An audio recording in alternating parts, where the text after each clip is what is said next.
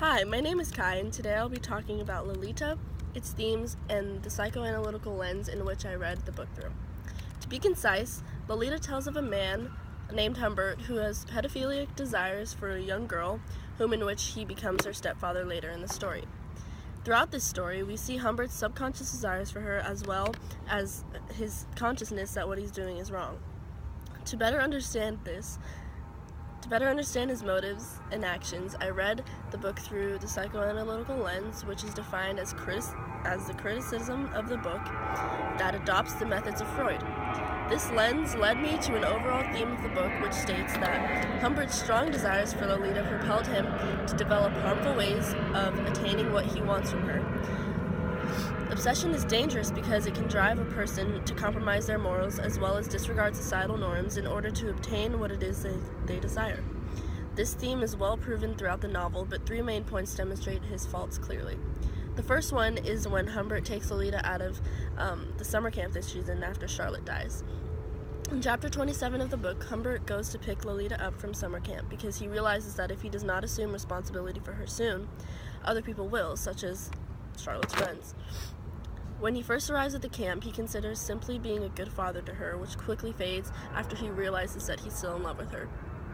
He then takes her on a road trip throughout the country for several months in order to carry out his personal agenda. This exhibits his strong id, which is the part of the psyche that is impulsive and responds immediately and directly to his instincts. This id also has no comprehension of reality and is selfish and wishful in nature.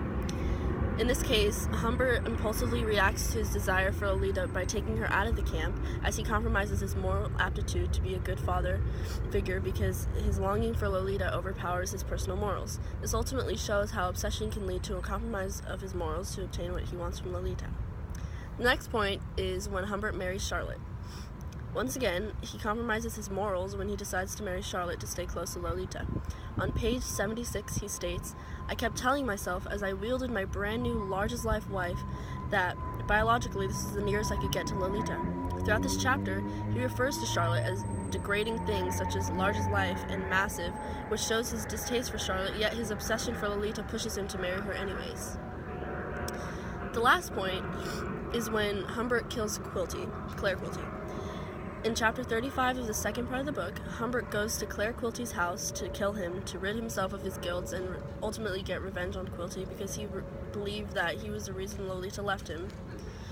On page 295, he states, "By now it was evident to everybody that he was in a fog and completely at my so-called mercy. I could enjoy myself." This quote refers to the fact that when Humbert showed up to Quilty's house, he found him roaming the halls of his house, but as if he was sleepwalking. Humbert put it. He saw this as him being under the influence and as his chance to take advantage of him, and eventually kill him. This shows how he disregards societal norms like murder because of his obsession with Lolita. Overall, Humbert's strong desires for Lolita overpower his personal morals and societal norms. I found this theme by reading the book through the psychoanalytical lens. Thanks.